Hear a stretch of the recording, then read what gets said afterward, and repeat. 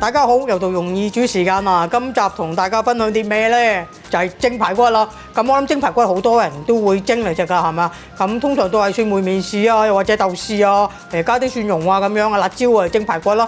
咁我今次分享嘅咧就比較都唔知算唔算特別啦。其實都係因為我想運用翻一啲嘢，唔想浪費啦嚇。咁其實就用酸梅嚟蒸排骨。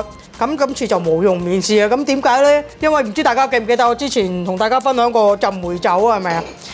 咁可能有啲朋友會浸咗啦。咁浸完之後嗰啲梅冇做好浪費咧，係咩？唔知攞嚟做咩？其實話俾你聽啊，攞嚟蒸排骨係好好食嘅。所以我今次咧就同大家分享呢個酸梅蒸排骨啦。咁就運用翻浸梅酒裡面嗰啲酸梅啦。咁同埋自己可以去街市買加少少嘅酸梅啊，兩樣撈埋嚟一齊去蒸呢個排骨。咁咧就個味道咧就會好特別嘅，所以大家會試下先知。咁當然啦，如果你哋係冇浸過梅酒嘅，咁啊可以去街市裏面買一啲酸梅嚟蒸咯。我哋首先開始點樣搞呢？其實好簡單嗱，我哋買咗排骨先啦。排骨呢就買咗呢度大約差唔多600g，即係大約1斤到啦。咁跟住就加幾粒酸梅，同埋我哋自己浸梅酒嗰啲酸梅啦。咁我哋就用1比1。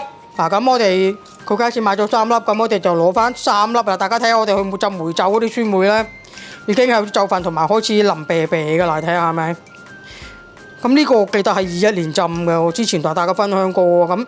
咁其實好好啦，又有酒飲係咪？又可以用翻啲梅嚟蒸排骨。咁我哋就篤爛佢。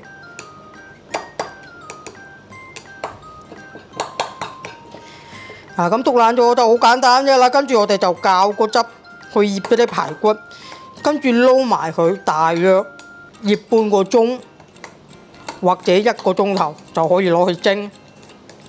好啦，我哋要點樣醃排骨呢？咁我最簡單啦，揸到1茶匙砂糖，生粉1茶匙，豉油1湯羹啦。好啦，跟住仲要加多1湯羹嘅老抽。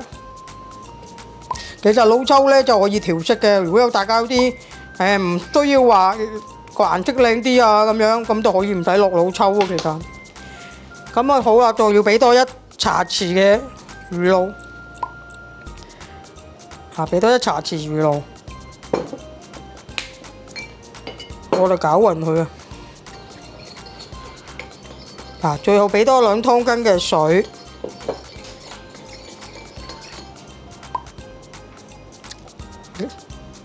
大力咗啲添，哎呀，水多咗少少唔緊要嘅。大家睇下咁樣搞好之後呢，我哋就可以倒落啲排骨度。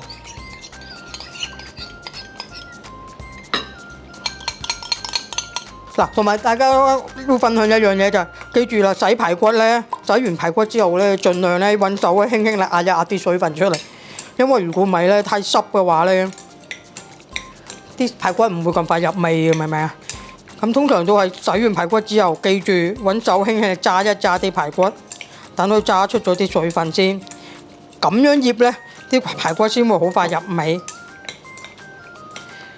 好啦，我哋咁樣醃勻咗之後呢，最後加咩？加啲酸梅落去啦，加酸梅。通常好多房間都係用酸梅面豉嚟蒸，有啲人又得意，又唔中意食面豉嗰陣味嘅喎，嗰個豆豆呢又唔好味，咁啊可以今次所以教大家唔用呢個面豉啊，淨係用酸梅。好啦，撈埋晒之後好簡單啦，最後俾少少麻油。大家睇下佢啲汁開始收乾啦，係咪啊？所以記住要炸乾啲排骨，輕輕嚟壓乾啲水分。咁我最後俾少少麻油落去。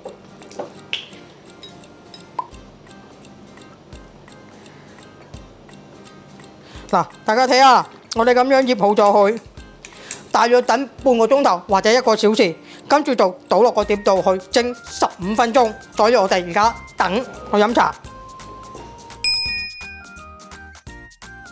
好啦，翻嚟啦，我哋已經醃咗1個鐘頭啦，唔知半個鐘啊，可能咁啊入味啲啊。大家睇下收乾晒啲水分啊嘛，1個鐘頭嘅咋。咁我哋就可以擺落碟度啦，係咪啊？我哋放落個碟度。嗱好啦，我哋將佢啲排骨記住鋪平佢啊嚇，如果唔係會唔熟啊，擲住。我哋鋪翻平啲排骨先。咁我哋就抌落去蒸。大家記唔記得我講過話，用鐵嘅碟可以蒸15分鐘啦。咁我哋而家用呢隻瓦碟，因為點啊？要加多1分鐘俾佢咯喎。咁我哋就蒸16分鐘。咁樣盡量鋪平翻啲啦，啲排骨先會熟。如果擲住咗嗰啲咧，又可能會唔熟唔均勻，所以我盡量鋪翻平啲排骨。嗱，呢邊已經煲咗水啦，滾啦。咁我哋就抌落去蒸16分鐘。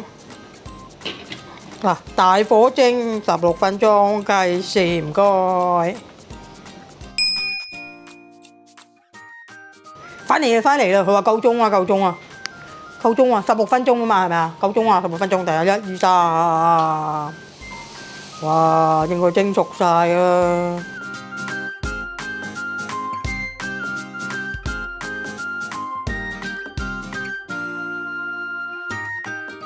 係咪好簡單呢？同埋咧，頭先我就問緊工作人員話咧，隻排骨咧會有啲肉燥味咁樣啦，就唔係好好。但我相信呢個冇，點解咧？因為本身我哋浸梅酒用嗰啲酸梅咧，嗰啲酸梅已經有酒嘅成分嘅，咁有酒嘅成分之後咯，所以蒸落去就會劈咗呢啲嘅肉燥味。所以大家記住試下整，同埋記得分享俾朋友。當然要 like 我 Facebook 專頁啦嚇。多謝大家，拜拜。